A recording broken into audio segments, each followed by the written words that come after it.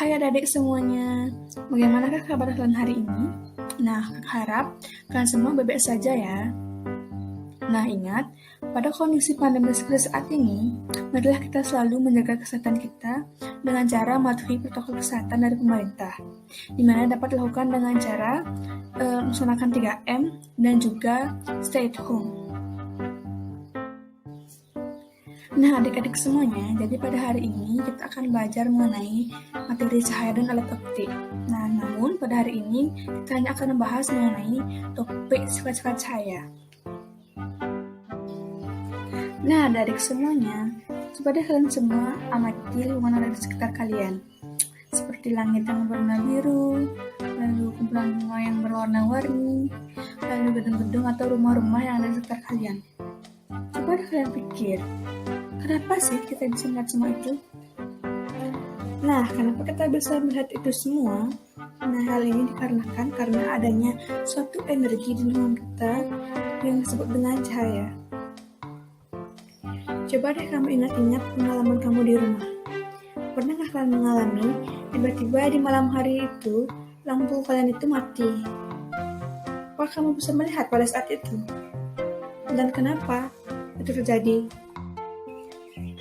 Tujuan pembelajaran pada hari ini yaitu pertama, siswa dapat menjelaskan definisi cahaya, lalu yang kedua, siswa dapat menganalisis sifat-sifat cahaya, lalu yang ketiga, siswa dapat menjelaskan penerapan sifat-sifat cahaya dalam kehidupan sehari-hari.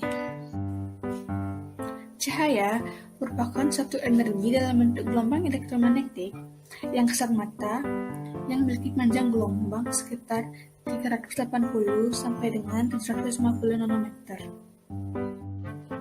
Cahaya memiliki beberapa sifat. Yang pertama yaitu cahaya dapat merambat lurus, yang kedua cahaya dapat dipantulkan, lalu yang ketiga cahaya dapat dibiaskan, yang keempat cahaya dapat diuraikan atau dispersi cahaya, yang kelima cahaya dapat menembus benda bening. Cahaya dapat merambat lurus. Nah, pada gambar ini terlihat seorang anak yang memperhatikan cahaya lilin melalui celah-celah kertas. Bagaimanakah anak tersebut dapat melihat cahaya itu? Nah, jadi hal ini dikarenakan karena sifat dari cahaya itu sendiri, di mana cahaya tersebut memiliki arah rambatan yang menurut pada garis lurus, yang mengakibatkan cahaya pada lilin tersebut dapat merambat lurus melalui celah-celah kertas itu, sehingga di situ dapat melihat cahaya dari lilin tersebut. Nah, adik-adik, salah satu contoh penerapan sifat cahaya dapat merambat lurus dalam kehidupan sehari-hari yaitu cahaya yang mencoba menerobos masuk dalam rumah kita melalui jendela ataupun ventilasi pada rumah kita, di mana cahaya yang masuk itu merupakan cahaya yang merambat lurus.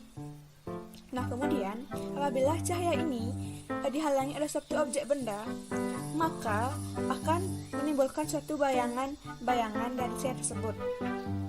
Nah, timbulnya bayangan ini menunjukkan bahwa cahaya tersebut dapat merambat lurus.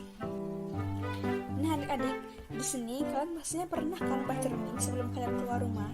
Nah, jadi kegiatan yang kita lakukan tersebut merupakan salah satu contoh penerapan sifat cahaya, yaitu cahaya dapat dipantulkan. Di mana cahaya dapat memantulkan cahaya apabila cahaya menumbuk suatu permukaan bidang. Pemantulan cahaya ini digolongkan jadi dua, yaitu pemantulan baur dan pemantulan teratur. Pemantulan baur terjadi apabila cahaya tersebut bertumbukan dengan bidang yang tidak teratur atau tidak datar, seperti pada aspal, tembok maupun batang kayu. Nah, sedangkan pemantulan teratur merupakan pemantulan cahaya yang terjadi pada bidang datar, seperti pada cermin datar. Nah, hal inilah yang menyebabkan kita dapat melihat bayangan kita lebih jelas pada cermin dibandingkan pada tembok ataupun aspal. Pemantulan cahaya. Nah, pemantulan cahaya yang kerap kita amati dalam kehidupan sehari-hari yaitu pemantulan cahaya pada cermin datar. Jadi, pemantulan yang terjadi pada cermin datar tersebut sering dikenal dengan hukum pemantulan cahaya yaitu Snellius, yang menyatakan bahwa sudut datang atau I sama dengan besar sudut pantul atau R yang dibentuk pada bidang pantul dan juga pada garis normal, sehingga dapat disimpulkan bahwa besarnya sudut yang dibentuk pada sudut datang dan sudut pantul itu sama. Pembiasan cahaya. Nah adik-adik, coba deh kalian letakkan pensil kalian ke dalam gelas kaca yang telah diisi setengah air seperti pada gambar ini. Nah, jadi adik-adik akan melihat bahwa pensil tersebut akan terlihat bengkok. Nah, hal ini dikarenakan oleh adanya sifat cahaya, yaitu pembiasan cahaya. Jadi, pembiasan cahaya ini adalah pembelokan gelombang cahaya yang disebabkan oleh suatu perubahan dalam kelajuan gelombang cahaya pada saat gelombang tersebut merambat dari satu zat lainnya, yaitu misalnya merambat dari zat udara ke zat cair. Nah, hal inilah yang menyebabkan kita melihat pensil tersebut terlihat bengkok. Nah, pada pembiasan cahaya juga dikenal istilah indeks bias medium, di mana indeks bias medium ini merupakan perbandingan kecepatan cahaya di ruang hampa udara dengan kecepatan udara dalam suatu medium, di mana indeks bias slat udara selalu lebih besar daripada 1.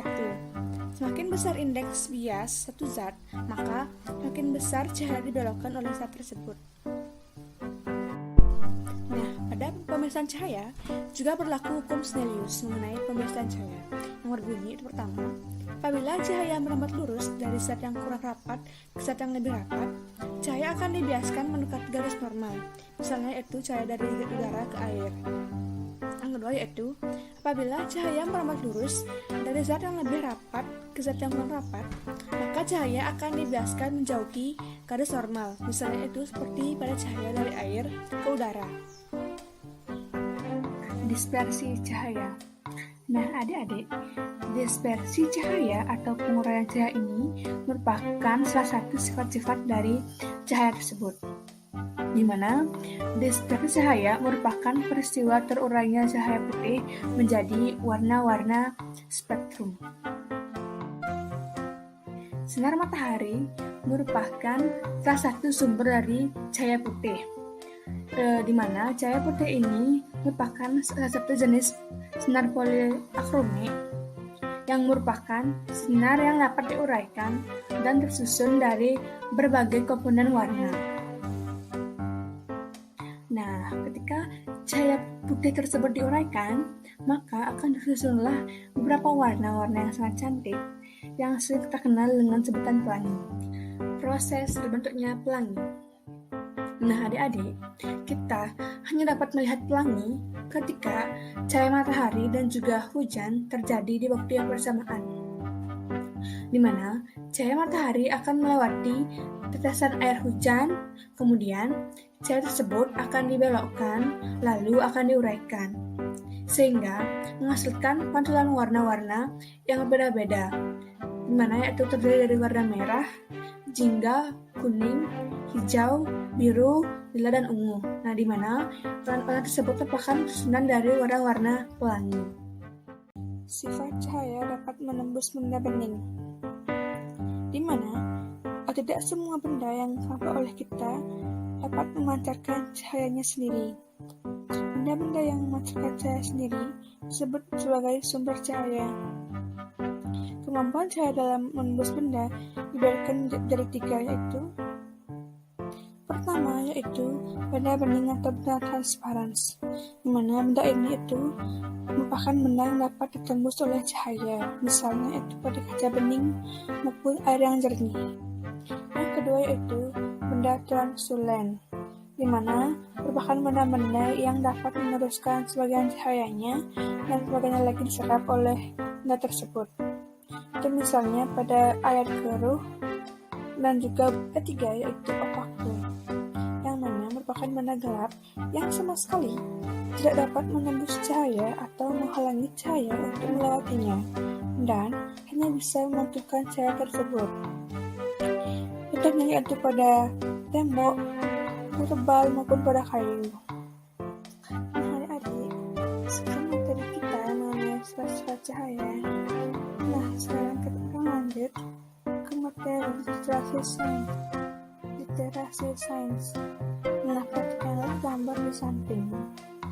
Analisislah peristiwa apa yang terjadi pada gambar tersebut dan coba kalian jelaskan kenapa bensin dalam gelas tanpa air terlihat lurus, sedangkan bensin terletak dalam gelas yang berisi air terlihat bengkok. Nah, sampai sini dulu ya video kita mengenai sifat-sifat cahaya. Semoga materi ini bermanfaat bagi kalian semua. Thank you for watching.